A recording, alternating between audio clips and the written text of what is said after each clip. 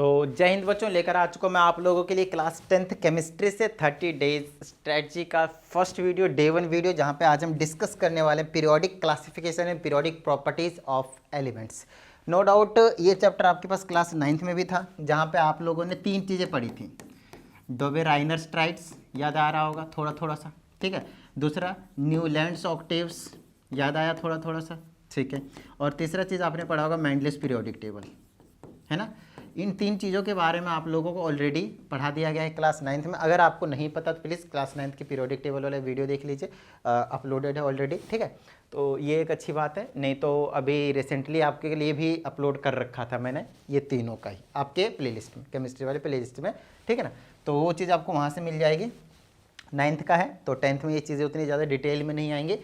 Main जो चीज़ आएगी यहाँ पे जो आपको समझना है वो है आपके पास मॉडर्न पीरियोडिक टेबल। आए हाय, ये जो मॉडर्न पीरियोडिक टेबल है ना, वो सबसे ज़्यादा यहाँ पे इंपॉर्टेंट वाली बात जो रोल जो है वो प्ले करती है। तो सबसे पहले एक काम करते हैं, यहाँ पे एक इमेज को इंसर्ट कर लेते हैं हम पीरियोडिक टेबल का, क्योंकि उसके बिना हमारा यहाँ पे जो काम है वो नहीं बनने वाला है। एक बार सारी चीज़ें आपको वहाँ पे हमें एक्सप्लेन करना पड़ेगा, ठीक है ना। चलिए, तो ये है हमारे पास पीरियोडिक टेबल, जो आपको मालूम होगा ऑलरेडी भी हमने एक बार इसको करवा रखा है, ठीक है। कोई दिक्कत नहीं है इसमें। सबसे पहले मैं आप लोगों को इंट्रोडक्शन दे देता हूँ, ठीक है। इंट्रोडक्शन ये है आपके पास मॉडर्न पीरियोडिक टेबल, ठीक है ना। मॉडर्न पीरियोडिक टेबल की बात कर रहे हैं और यहाँ पे हम आपको इंट्रोडक्शन दे रहे हैं। आई होप आपको विजिबिलिटी होगी, थोड़ा थोड़ा सा डार्क हो गया है, ऐसा कर लेते हैं, ठीक है। तो इसमें अगर आप देखेंगे तो आपको क्या देखने को मिलेगा, 7 पीरियड्स, ध्यान रखना है। सबसे पहले आपको 7 पीरियड्स और यहाँ पे 18 ग्रुप्स देखने को मिलने वाले हैं, ठीक है ना। और ये जो पीरियड्स होते हैं वो हॉरिजॉन्टल होते हैं, ध्यान रखना, हॉरिजॉन्टल। और ये जो ग्रुप्स होते हैं वो आपके पास वर्टिकल्स होते हैं, ठीक है। ये चीज़ आपको मालूम होगा। अगर मैं ऐसे बात करता हूँ, ये वाला ये हॉरिजॉन्टल है, देखिए, तो इसको हम बोलेंगे पीरियड नंबर 1, इसको हम बोलेंगे पीरियड नंबर 1। उसी टाइप से आपके पास ये वाला है तो इसको हम बोलेंगे पीरियड नंबर 2।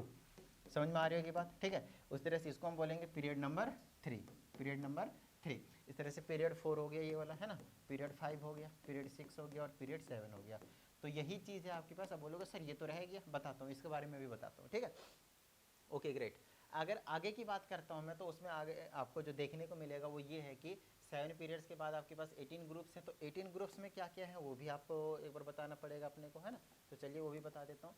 तो ये वाला ग्रुप नंबर 1 है, ग्रुप नंबर 2 है, ग्रुप नंबर 3 है, 4 5 6 7 8 9 10 11 12 13 14 15 16 17 and the last one is your 18। तो ये हॉरिजॉन्टल वाले हो गए और ये ऊपर से नीचे जो आ रहे हैं वो वर्टिकल वाले हो गए। हॉरिजॉन्टल वाले आपके पास पीरियड्स हो गए और जो वर्टिकल्स वाले हो गए वो आपके पास ग्रुप्स हो गए। तो 7 पीरियड 18 ग्रुप। आई होप आपको क्लियर हो गया होगा, ठीक है। उसके बाद कुछ एलिमेंट्स को यहाँ पे हम ग्रुप वाइज बांटते हैं, ब्लॉक वाइज बांटते हैं, सॉरी। और ब्लॉक वाइज कुछ इस तरीके से बांटते हैं कि उसमें आपको 4 तरह के ब्लॉक देखने को मिलते हैं। पहला होता है S, दूसरा होता है P, तीसरा होता है D और चौथा होता है F। हालांकि ये चीज़ आप 11th में डिटेल में पढ़ोगे, बट एक शॉर्ट इंट्रो में दे देता हूँ मैं। ये जो ग्रुप 1 और ग्रुप 2 के एलिमेंट्स होते हैं उसे हम S ब्लॉक के एलिमेंट्स के नाम से जानते हैं, है ना। डिटेल में आप बाद में पढ़ोगे। और यहाँ से 13 से लेकर 18 तक ये आपके पास P ब्लॉक के एलिमेंट्स है, P ब्लॉक के एलिमेंट्स है। और ये 3 से लेकर 12 तक, 3 से लेकर 12 तक फिलहाल आप समझ लीजिए D ब्लॉक के एलिमेंट्स है। और ये जो नीचे 2 हैं, ये वाले जो 2 पीरियड हैं, उनको हम बोलते हैं F ब्लॉक एलिमेंट्स, ठीक है। तो आपको 4 ब्लॉक में हमने आपको बांट दिया। हालांकि अभी ये चीज़ें आपको डिटेल में नहीं पूछी जाएगी, बट फिलहाल मैं आपको बता देता हूँ कि इसमें कुछ पर्टिकुलर ग्रुप्स के एलिमेंट्स के कुछ पर्टिकुलर नेम है, ठीक है ना, नाम है। तो वो भी एक बार समझना जरूरी है, ठीक है ना, क्योंकि जब हम मॉडर्न पीरियोडिक टेबल की बात करते हैं तो सारी चीज़ें हमें धीरे धीरे समझ में आनी चाहिए। नो डाउट इस वीडियो में आज हमारा जो टारगेट रहेगा वो ट्रेंड्स को करना है। ट्रेंड्स, कौन कौन से ट्रेंड से मेटेलिक कैरेक्टर किधर जाते हैं तो किधर कम होता है, ज़्यादा होता है, साइज किधर घटता है किधर बढ़ता है, बाकी सारी इलेक्ट्रॉन एफिनिटी वगैरह सारी चीज़ें हम यहाँ पे आज बात करने वाले हैं। तो सबसे पहले बता दो, ये जो ग्रुप 1 के एलिमेंट्स हैं, ग्रुप 1 के एलिमेंट्स हैं, इनको हम कहते हैं अल्कली मेटल्स। अल्कली मेटल्स, काफ़ी रिएक्टिव मेटल्स होते हैं ये अल्कली मेटल्स, ठीक है, ओके। और ये जो ग्रुप 2 के एलिमेंट्स होते हैं, ग्रुप 2 के एलिमेंट्स होते हैं, उनको हम बोलते हैं alkaline earth metals. Alkaline earth metals के नाम से जानते हैं इसको, ठीक है इतनी बात, ओके ग्रेट। उसके बाद अगर हम बात करते हैं इनकी, तो इनमें नॉर्मल वही डी ब्लॉक एलिमेंट्स या फिर इनको आप ट्रांजिशन एलिमेंट के कैटेगरी में डालते हैं, ट्रांजिशन एलिमेंट्स कहते हैं इन सबको ही, ठीक है ना। उसके बाद मेन जो आता है वो इस वाले में, इस वाले का अगर आप बात करेंगे तो सबको ग्रुप को फर्स्ट एलिमेंट के फैमिली के नाम से हिसाब से दिया जाता है। समझाता हूँ कैसे। अगर बोरोन है तो इसको बोलेंगे boron family, this is your carbon family, nitrogen family, oxygen family, fluorine family, और इस पूरे को हम बोलते हैं नोबल गैसेस। ये वाली ग्रुप नंबर जो 18 है उसमें जितने भी एलिमेंट्स है वो सारे आपके पास क्या है, इनर्ट गैस या फिर नोबल गैस के नाम से जाना जाता है, क्योंकि ये रिएक्टिव नहीं होते हैं। और पर्टिकुलर नाम है इन तीन ग्रुप के जो आपको पता होना चाहिए। अगर आप ग्रुप नंबर 15 की बात करते हैं, ये 13 है, 14 है, ये 15 है, तो 15 को हम निकोजेंस के नाम से जानते हैं, निकोजेंस, ठीक है। उसके बाद ये जो 16 है उसको हम चैल्कोजेंस के नाम से जानते हैं, चैल्कोजेंस, ठीक है, चैल्कोजेंस के नाम से जानते हैं। और 17 वाला सबसे ज़्यादा इंपॉर्टेंट है, इसको हम हेलोजन के नाम से जानते हैं।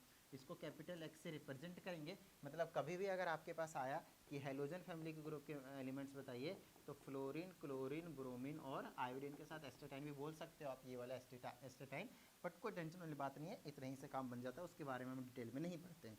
फ्लोरीन, क्लोरीन, ब्रोमीन, आयोडीन, इसको आप याद रखेंगे। फिर कल बारिश आई, फिर से सुन लीजिए, फिर कल बारिश आई, यहाँ से आपको याद रखना है फ्लोरीन, क्लोरीन, ब्रोमीन और आयोडीन को। ग्रुप नंबर 17 हेलोजन के नाम से जाना जाता है। बहुत बहुत बहुत ज़्यादा इंपॉर्टेंट फैमिली है, ठीक है। नेक्स्ट ग्रुप नंबर 1 को अल्कलाइन मेटल, और सेकंड को हम अल्कली मेटल्स, और ग्रुप नंबर सेकंड को कहते हैं अल्कलाइन अर्थ मेटल्स, ठीक है। इसको याद रखना चाहते हैं तो रख लीजिएगा, हे ली ना करे रब से फरियाद, उसके हिसाब से नाम देख लीजिए। Hydrogen, lithium, sodium, potassium, rubidium, caesium, और ये आपके पास क्या है, फ्रेंसियम। समझ में आ गई बात। यहाँ से बेटा मांगे कार स्कूटर बाप राजी, बेटा मांगे कार स्कूटर बाप राजी। Beryllium, magnesium, calcium, strontium, barium के साथ आपके साथ आ जाएगा क्या, रेडियम। आई होप आपको समझ में आया होगा। ग्रुप 1, 2 और साथ में 17, यही तो 3 है वो आपको सबसे ज़्यादा इंपॉर्टेंट है। उसके बाद ज़्यादा टेंशन लेने की ज़रूरत नहीं है, ठीक है। इतनी बात तो ये हुआ मॉडर्न पीरियोडिक टेबल का एक शॉर्ट इंट्रो। अब यहीं पे हमारे पास कुछ ट्रेंड्स आएंगे, जिन ट्रेंड्स को डिटेल में डिस्कस करना है अपने को। उनमें से जो सबसे पहला चीज़ आता है वो होता है साइज, कि साइज किस तरह से वेरी करता है जब हम एक मॉडर्न पीरियोडिक टेबल में लेफ्ट टू राइट जाते हैं और अप टू डाउन आते हैं। तो चीज़ों को समझना है बहुत ही अच्छे तरीके से, बड़ी ही छोटी सी चीज़ है, ठीक है, तुरंत समझ में आ जाएगा। बट बिफोर दैट आपको मैं बताना चाहूँगा कि आपको 2 टर्म्स को क्लियर रखने पड़ेंगे हमेशा। एक होता है जिसको हम बोलते हैं effective nuclear charge, simple nuclear charge भी बोल सकते हो। दूसरा होता है आपके पास शिल्डिंग इफेक्ट, शिल्डिंग इफेक्ट, या फिर इसी चीज़ को हम कहते हैं स्क्रीनिंग इफेक्ट, तो उससे भी याद रख सकते हैं, ठीक है ना, शिल्डिंग इफेक्ट या फिर स्क्रीनिंग इफेक्ट। ये 2 ऐसे टर्म हैं जिनको आपको समझना ही पड़ेगा, जिसकी हेल्प से आप बाकी सारे ट्रेंड्स को ईजिली करने वाले हैं, ठीक है। तो सबसे पहले हम न्यूक्लियर चार्ज की बात करेंगे। देखिए हमारे पास एक एटम होते हैं, उसमें जो सब पार्टिकल्स होते हैं वो होते हैं 3। एक होता है आपके पास प्रोटॉन, एक होता है इलेक्ट्रॉन और एक होता है न्यूट्रॉन, जिसमें से यहाँ पे एक आपके पास न्यूक्लियस देखने को मिलेगा, न्यूक्लियस। और उस न्यूक्लियस में 2 चीज़ें होती हैं, एक होती है प्रोटॉन होते हैं और एक होते हैं न्यूट्रॉन। और साथ में जो इलेक्ट्रॉन है वो अभी फिलहाल आप समझ लीजिए कि चारों साइड घूमते हैं, न्यूक्लियस के चारों साइड रिवॉल्व करते रहते हैं। इतनी बात समझ में आ गई होगी, है ना। Okay great. अब अगर आपके पास न्यूक्लियस में एक प्रोटॉन है और न्यूट्रॉन है, तो सबसे पहले आपको चार्ज मालूम होना चाहिए किस पे क्या होता है। तो प्रोटॉन के ऊपर पॉजिटिव चार्ज, इलेक्ट्रॉन के ऊपर नेगेटिव चार्ज, और ये आपके पास जो न्यूट्रॉन होता है वो होता है न्यूट्रल, इस पर किसी भी तरह की चार्ज नहीं देखने को मिलता है। तो प्रोटॉन पॉजिटिव है और न्यूट्रॉन न्यूट्रल है, और यही दोनों चीज़ आपके पास न्यूक्लियस में है। तो आप मुझे बता सकते हैं कि न्यूक्लियस का ओवरऑल चार्ज क्या निकल कर आएगा। बिल्कुल सही बात, पॉजिटिव होगा, क्योंकि न्यूट्रॉन का तो कोई चार्ज नहीं है। तो न्यूक्लियस में क्या आया मेरे पास, सिर्फ और सिर्फ प्रोटॉन आया। समझ में आ गई होगी बात। तो प्रोटॉन हो गया मेरे पास, है ना, प्रोटॉन हो गया पॉजिटिव चार्ज, पता है अपने को पॉजिटिव चार्ज। तो मैं कह सकता हूँ कि न्यूक्लियस जो होगा वो भी आपके पास क्या रहने वाला है, पॉजिटिवली चार्ज रहने वाला है। इतनी बात समझ में आई। अब ये जो न्यूक्लियस है और वो जो इलेक्ट्रॉन है, तो ये पॉजिटिव का कह रहा हूँ और ये इलेक्ट्रॉन को नेगेटिव का कह रहा हूँ, तो इनके बीच में एक फोर्स लगेगा जिसको बोलेंगे force of attraction, force of attraction, ठीक है ना। इसको हम कूलम्ब्स लॉ के हिसाब से बताते हैं, वो आप आगे पढ़ेंगे। अभी आप फिलहाल इतनी सी बात समझ लीजिए कि प्रोटॉन प्लस का है, इलेक्ट्रॉन माइनस का है, चार्ज डिफरेंट है, दोनों के बीच में एक फोर्स लगेगा, and that force will be called force of attraction, क्योंकि वो दोनों अट्रैक्ट करेंगे एक दूसरे को। क्या इतनी सी बात समझ में आ गई। तो अब बात आती है सर न्यूक्लियर चार्ज क्या होता है। न्यूक्लियर चार्ज कुछ नहीं होता भैया, न्यूक्लियस के टोटल चार्ज को हम कहते हैं nuclear charge. Effective charge of nucleus is called nuclear charge. तो पूरे इसमें कितना चार्ज होगा, फॉर एग्जाम्पल मैंने बोला सोडियम है, तो सोडियम के अंदर के अगर मैं न्यूक्लियस की बात करूंगा तो उसमें 11 प्रोटॉन होंगे और न्यूट्रॉन 12 होते हैं। न्यूट्रॉन की कोई दिक्कत ही नहीं, क्योंकि हमें चार्ज की बात करनी है तो न्यूक्लियस में 11 प्रोटॉन होंगे, मतलब 11 इंटू 1.6 इंटू 10⁻⁻19 कूलम चार्ज होगा न्यूक्लियस के सोडियम के न्यूक्लियस में, क्योंकि 1 प्रोटॉन में जो चार्ज होता है वो इतना होता है और इतना ही इलेक्ट्रॉन में होता है, बस प्रोटॉन में प्लस इलेक्ट्रॉन में माइनस, ध्यान से, ठीक है ओके। तो इतना चार्ज आपको देखने को मिल जाएगा सोडियम के न्यूक्लियस में, और इसी चार्ज को हम कहते हैं क्या क्या कहते हैं इसको, यस न्यूक्लियर चार्ज या फिर effective nuclear charge. Got it, okay great. तो ये कहानी हो गया आपके पास न्यूक्लियर चार्ज की। अगर हम आगे की बात करते हैं शिल्डिंग इफेक्ट की, तो बहुत अच्छी तरीके से समझिएगा। अब ये जो न्यूक्लियर चार्ज है एक बार समझ लीजिएगा कि न्यूक्लियर चार्ज का काम क्या होता है। उसका काम है इलेक्ट्रॉन को अपनी तरफ अट्रैक्ट करके रखना। सिर्फ इतनी सी बात अपने दिमाग में अभी डाल लीजिए। न्यूक्लियर चार्ज का क्या मतलब है, वो इलेक्ट्रॉन को अपनी तरफ अट्रैक्ट करके रखता है, ठीक है।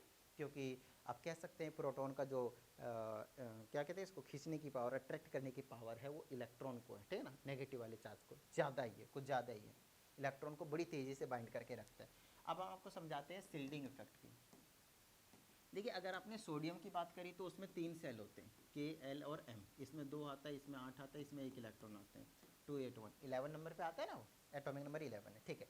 बट अगर मैंने सोडियम की जगह किसी और मेटल्स की बात कर लिया, जैसे कि मैंने बोला कि फ्रेंसियम की, तो फ्रेंसियम में 1 2 3 4 5 6 7 सेल आते हैं।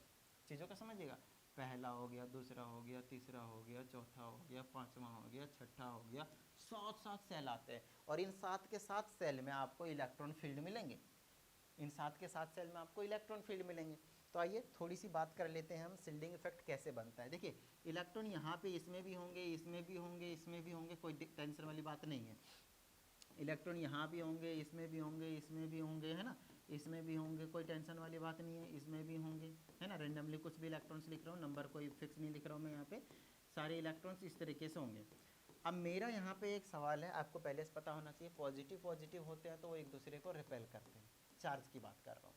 दोनों नेगेटिव होते हैं तो भी रिपेल करते हैं, बट अगर एक पॉजिटिव और एक अगर नेगेटिव हो जाए तो वो अट्रैक्ट करते हैं, ये आपको मालूम है पहले से, है ना। तो इसी कंसेप्ट का अगर मैं यहाँ पे यूज़ करता हूँ तो आपको एक नई चीज़ पता चलेगी यहाँ पे कि न्यूक्लियस में तो प्लस वाले बैठे हैं बिल्कुल भर भर के प्रोटॉन से, जितने प्रोटॉन्स उतने इलेक्ट्रॉन्स होते हैं। अगर हम एक न्यूट्रल एटम की बात करते हैं तो, है ना, तो प्रोटॉन्स जितने उतना ही इलेक्ट्रॉन है। इन इलेक्ट्रॉन को इन्हें खींच कर रखा है, बिल्कुल बहुत अच्छे तरीके से, बहुत अच्छे तरीके से खींच कर रखा है इस न्यूक्लियस ने, सोडियम के न्यूक्लियस ने।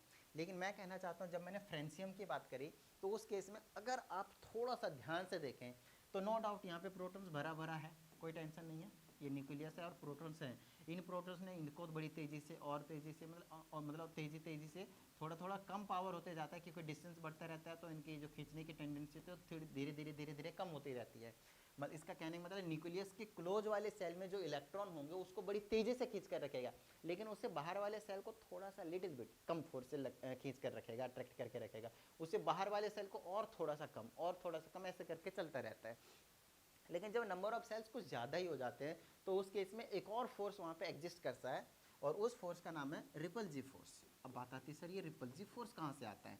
रिपल्सिव फोर्स तो हमने नहीं सुना यहाँ पे, मैं आपको सुनाता हूँ, टेंशन मत लीजिए। देखिए अगर आपने इलेक्ट्रॉन को खींचने की कोशिश करी न्यूक्लियस से, ये एक अच्छी बात है, खींचेगा भाई। लेकिन मेरा सवाल यहाँ पे ये है कि अगर आप देखें तो इस वाले सेल को देखिए और इस वाले सेल को देखिए, इसमें भी इलेक्ट्रॉन बैठे हैं, इस वाले सेल में भी इलेक्ट्रॉन है और इस वाले सेल में भी इलेक्ट्रॉन है, और इलेक्ट्रॉन दोनों नेगेटिवली चार्ज हो गए। और अगर वो नेगेटिवली चार्ज हैं तो एक दूसरे को क्या करेंगे, रिपेल करेंगे, एक दूसरे को क्या करेंगे, रिपेल करेंगे। आगे देखिए इस वाले सेल के बाद वाले जो सेल हैं इसमें और भी ज़्यादा इलेक्ट्रॉन्स है, वही देख लीजिए, है ना, यहाँ पे और भी ज़्यादा इलेक्ट्रॉन्स हैं। अच्छा यहाँ पे अगर और भी ज़्यादा इलेक्ट्रॉन्स है तो और भी ज़्यादा रिपेल करेंगे, यहाँ रिपल्जन, यहाँ रिपल्जन, यहाँ रिपल्जन, बोलिए हाँ या नहीं। तो ये जो इलेक्ट्रॉन है वो न्यूक्लियस की तरह कम जाना चाहेगा, बोलिए हाँ या नहीं, क्योंकि यहाँ पे रिपल्सिव फोर्स लग रहा है, उसको दूर भेजने की कोशिश की जा रही है। न्यूक्लियस अपनी तरफ खींचने की कोशिश कर रहा है, इसमें कोई शक वाली बात नहीं है। प्रॉब्लम आ रही है यहाँ पे जब ये इलेक्ट्रॉन जो है वो इधर ना आकर रिपल्सिव फोर्स की वजह से दूर जाने की कोशिश कर रहे हैं। तो आप मुझे एक छोटी सी चीज़ बताइए, अगर ऐसा कुछ हो रहा होगा तो मैं कह सकता हूँ कि इस वाले सेल और इस वाले सेल के बीच में एक यहाँ पे सिल्ड सा बन रहा होगा कुछ, जो क्या कर रहा होगा, इस इलेक्ट्रॉन को अंदर आने से रोक रहा होगा। बस यही तो है सिल्डिंग इफेक्ट। सिल्डिंग इफेक्ट का मतलब होता है जब बहुत सारे सेल हों, सब में इलेक्ट्रॉन से फील्ड हो और एक दूसरे को जाने से रिपल्सिव फोर्स वहाँ एग्जिस्ट करने शुरू कर देता है और एक दूसरे को न्यूक्लियस की तरफ अट्रैक्ट होने से रोक ले, उसी को बोलते हैं सिल्डिंग इफेक्ट, या फिर स्क्रीन बोल दो तो स्क्रीनिंग इफेक्ट बोल दो। समझ में आ रही हो बात? डन है? तो आपको समझ में आया कि सिल्डिंग इफेक्ट और स्क्रीनिंग इफेक्ट क्या है, दोनों सेम चीज़ है बेसिकली। अच्छा, खास बात यहाँ पे ये है कि सोडियम में स्क्रीनिंग इफेक्ट कम होगा क्योंकि यहाँ पे सेल कम है, इलेक्ट्रॉन ज़्यादा नहीं, तो रिपल्सिव फोर्स कम होगा। बट इस वाले के केस में, फ्रेंशियम के केस में कुछ ज़्यादा ही रिपल्सिव फोर्स एक्ट करेगा। बोलिए हाँ या नहीं? बिल्कुल सही बात है सर।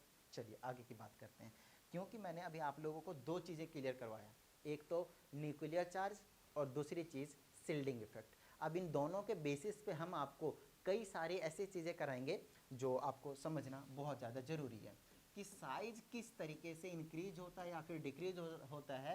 पहला है along the period. Along the period का मतलब होता है जब आप लेफ्ट टू राइट जाते हैं, चीज़ों का समझिएगा, इसी को आपको लेफ्ट टू राइट के नाम से भी बोला जा सकता है, तो घबराना नहीं है, एक ही बात है, ठीक। अलोंग द पीरियड हो या फिर लेफ्ट टू राइट हो। दूसरी चीज़ आपको इसमें डिस्कस करना है कि डाउन द ग्रुप, मतलब ग्रुप के अकॉर्डिंग जब मैं जाता हूँ नीचे तो उस केस में क्या होता है, और इसी चीज़ को लिखा हुआ रहेगा up to down. Up to down, जब हम ऊपर से नीचे आते हैं तब क्या होता है, ठीक है। तो ये हमें दो चीज़ों को डिस्कस करना है। इन दो चीज़ों को अगर हमने यहाँ पे डिस्कस कर लिया तो बस हमारा काम जो है वो साइज का ख़त्म हो जाएगा। तो सबसे पहले वापस मैं आप लोगों को पीरियोडिक टेबल पे लेकर आता हूँ और वहाँ पे आप लोगों को समझाने की कोशिश करता हूँ कि एक्चुअल में यहाँ पे हो क्या रहा है, ठीक है। देखिए, जब आप लेफ़्ट टू राइट जाते हैं, लेफ़्ट टू राइट जाते हैं, ठीक है ना, जब आप लेफ़्ट टू राइट जाते हैं, लेफ़्ट टू राइट जाते हैं, तो हमें बात करनी है यहाँ पे साइज पे क्या इफेक्ट पड़ता है। साइज की बात कर रहा हूँ मैं यहाँ पे, साइज पे क्या इफेक्ट पड़ता है। जैसे कि ये हमने मान लिया कि लिथियम है, फिर हमारे पास बेरिलियम है ना, फिर हमारे पास boron, carbon, nitrogen, oxygen, fluorine है, और फिर आपके पास नियोन है, ठीक है ना। अब इसको समझाने के लिए समझाता हूँ मैं आपको क्या करना है। इसको थोड़ा सा छोटा कर देता हूँ मैं और यहीं पे समझा देता हूँ साइज़ की कहानी। देखिए, अगर मैंने लिथियम की बात करी तो उसमें सेल कितने हैं, सबसे पहले वो समझिए। 2 इलेक्ट्रॉन फिर 1 इलेक्ट्रॉन, 2 हैं। आपको बेरिलियम में भी 2 ही देखने को मिलेंगे, उससे अगले वाले में भी 2 ही देखने को मिलेंगे, उससे अगले वाले में भी 2 ही देखने को मिलेंगे, उससे अगले वाले में भी 2 ही देखने को मिलेंगे, उससे अगले वाले में भी 2 ही देखने को मिलेंगे, उससे अगले वाले में भी 2 ही देखने को मिलेंगे। This is your lithium, beryllium, boron, carbon, nitrogen, oxygen, and this is your fluorine, ठीक है। उसके बाद जब हम लास्ट वाले की बात करते हैं तो वो है हमारे पास नियोन। नियोन को एक अलग कैटेगरी में रखते हैं, बताऊंगा अभी कैसे क्या कहानी है। अगर आप नोटिस करें, जब आप लेफ़्ट टू राइट जाते हैं, जब आप लेफ़्ट टू राइट जा रहे हैं मतलब अलोंग द पीरियड जा रहे हैं, जब आप अलोंग द पीरियड जा रहे हैं, ठीक है ना, मुझे सिर्फ साइज का समझाना पड़ेगा, बाकी आपको यूं चुटकी में समझ में आने लग जाएगा, टेंशन मत लीजिएगा, ठीक है। ओके, जब आप लेफ्ट टू राइट जा रहे हैं तो उस केस में हो क्या रहा है, साइज ना धीरे धीरे डिक्रीज होता है। अब बात आती है सर ऐसा कैसे, तो समझाता हूँ। देखिए, जब आप लेफ्ट टू राइट जाते हैं ना तो प्रोटॉन्स भी इंक्रीज होते हैं और इलेक्ट्रॉन्स भी इंक्रीज होते हैं, समझिएगा। ये जो लिथियम है इसमें 3 प्रोटॉन है और 3 इलेक्ट्रॉन है। उसी प्रकार से ये जो बेरिलियम है उसमें 4 प्रोटॉन है और 4 इलेक्ट्रॉन है। ठीक उसी तरह से बोरोन में 5 प्रोटॉन है और 5 इलेक्ट्रॉन है। लेकिन आपको बता दूं, एक जो प्रोटॉन होता है उसकी थोड़ी सी टेंडेंसी ज़्यादा होती है अपनी तरफ इलेक्ट्रॉन को खींचने की। तो आप मुझे बताइए, जब इलेक्ट्रॉन के साथ साथ प्रोटॉन भी बढ़ रहे हैं तो प्रोटॉन तो और भी बड़ी तेजी से अपनी तरफ इलेक्ट्रॉन्स को खींच लेंगे ना। तो इसमें तेजी से खींचा क्योंकि 3 ही प्रोटॉन था, इसमें और ज़्यादा तेजी से खींचा क्योंकि 4 प्रोटॉन हो गया। तो यहाँ पे भारी कौन पड़ रहा है हमारे पास, प्रोटॉन्स प्रोटॉन्स प्रोटॉन्स प्रोटॉन्स। और प्रोटॉन्स कहाँ पे बैठा है, न्यूक्लियस पे। प्रोटॉन कहाँ पे बैठा है आपके पास, न्यूक्लियस पे। तो न्यूक्लियस की तरफ उनको खींच लिया, सारे सेल्स को अंदर की तरफ खींच लिया। एक ही सेल है बेसिकली, बाहर में 2 ही सेल है, तो उनको अपनी तरफ खींच लिया। जब अपनी तरफ खींच लिया तो उसके साइज क्या हो गए, एक तरीके से वो श्रिंक हो गया। जब श्रिंक हो गया तो क्या हो गया, उसका साइज कम हो गया। समझ में आई बात।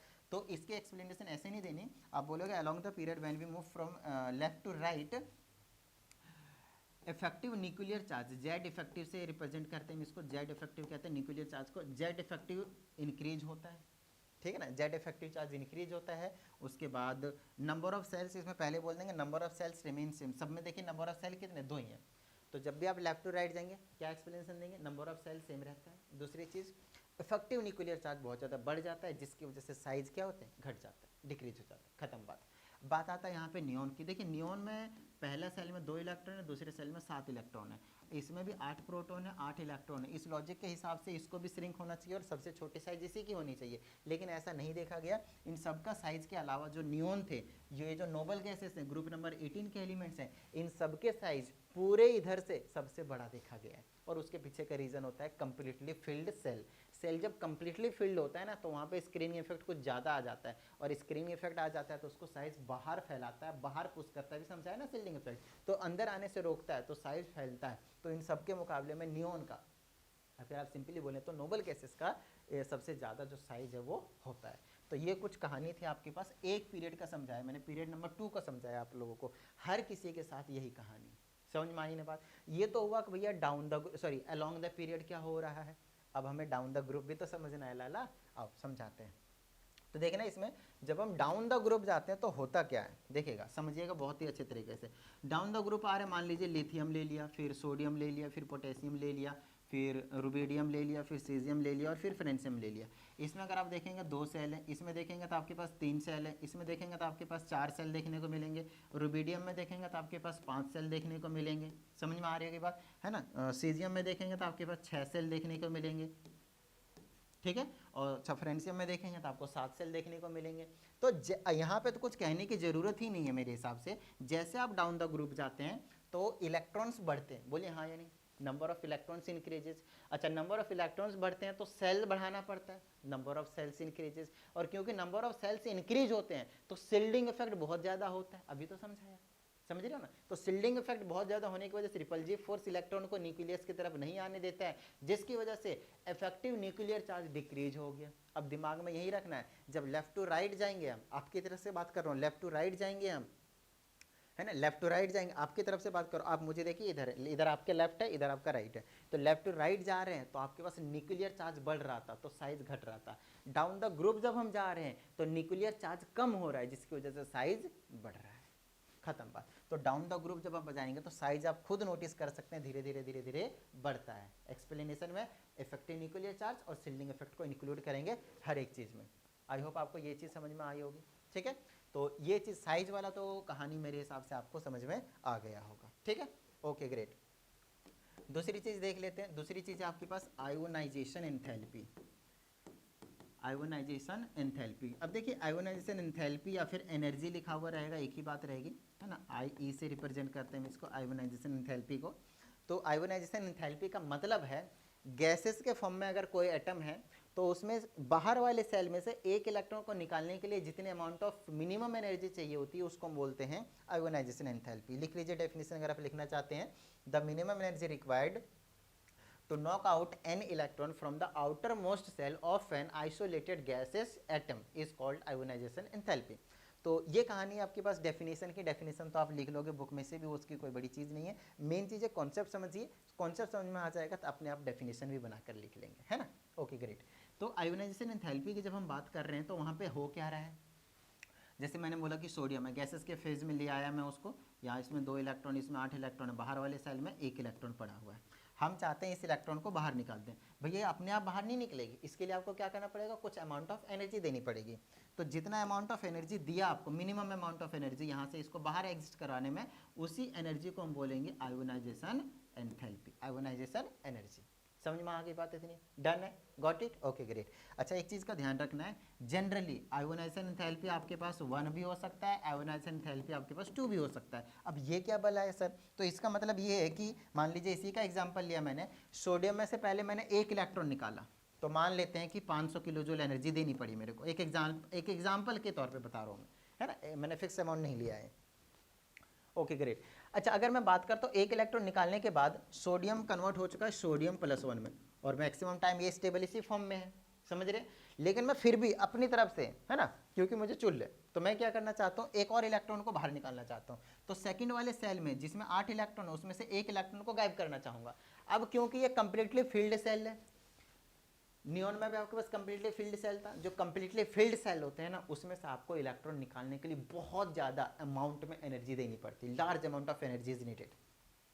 तो अब की बार अगर मैं इस इलेक्ट्रॉन को बाहर निकालना चाहता हूं, जो कि निकलेगा नहीं, बहुत ज़्यादा अमाउंट में एनर्जी चाहिए होगा, तो इसको दे दिया मैंने 2000 kilo joule energy, 2000 kilo joule per mole energy हमने इसको प्रोवाइड करा दिया। समझ में आ रही होगी बात, ठीक है। तो इतना ज़्यादा अमाउंट एनर्जी दिया तब जाकर ये कन्वर्ट हुआ। तो अब की बार वो सोडियम +1 नहीं, किस में कन्वर्ट हो गया, वो सोडियम +2 में, है ना, जो कि एग्जिस्ट नहीं करता। जबरदस्ती काम करवाएंगे फिर वो अनस्टेबल हो जाएगा। ये जो Na+2 क्या है, अनस्टेबल है, क्योंकि उसके सेल कंप्लीटली फिल्ड नहीं है। तो यही काम अगर आप मैग्नीशियम के साथ कराते हैं, मैग्नीशियम के साथ कराते हैं तो कोई दिक्कत नहीं है भाई। पहले सेल में 2 इलेक्ट्रॉन, दूसरे में 8, बाहर वाले में वापस 2 इलेक्ट्रॉन, क्रॉस से रिप्रेजेंट कर रहे हो इलेक्ट्रॉन को। पहला निकालो कुछ अमाउंट ऑफ एनर्जी, लेकिन प्रोटॉन तो 12 के 12 ही है टोटल, तो उसने क्या कर रखा है, इस इलेक्ट्रॉन को और तेजी से खींच रखा है। तो जनरली जो आयोनाइजेशन एंथैल्पी 2 होता है वो ग्रेटर होता है आयोनाइजेशन एंथैल्पी 1 के मुकाबले। ये एक जनरल ट्रेंड है, तो ये थोड़ा सा आपको ध्यान रखना है। ओके ग्रेट, तो आपको आयोनाइजेशन एंथैल्पी भी समझ में आ गई होगी, है ना। अच्छा, नेक्स्ट की बात करते हैं हम इलेक्ट्रोनेगेटिविटी। इलेक्ट्रोनेगेटिविटी,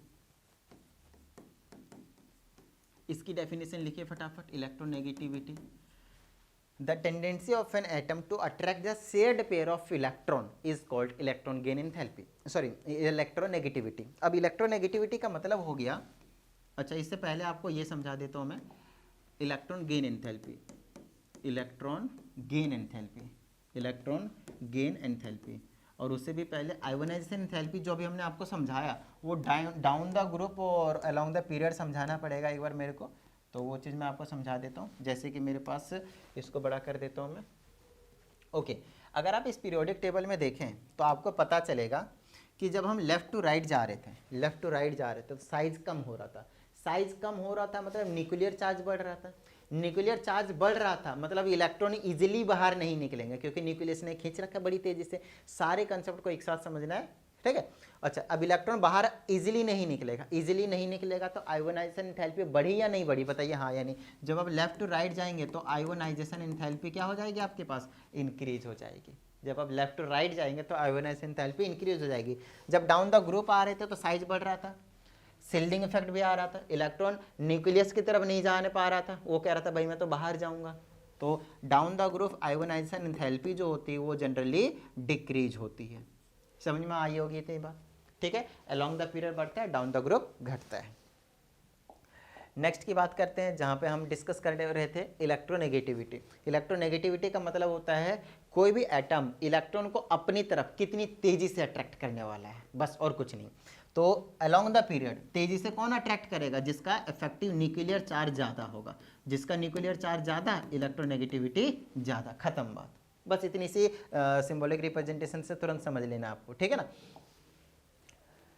ओके ग्रेट, अगर आप इसमें बात करेंगे फिर से किसकी, इलेक्ट्रोनेगेटिविटी की, तो लेफ्ट टू राइट जाएंगे तो न्यूक्लियर चार्ज बढ़ता है तो इलेक्ट्रोनेगेटिविटी भी बढ़ता जाएगा। और आपको अगर याद हो तो मैंने आप लोगों को बताया हुआ कि पूरे पीरियोडिक टेबल में ये जो FON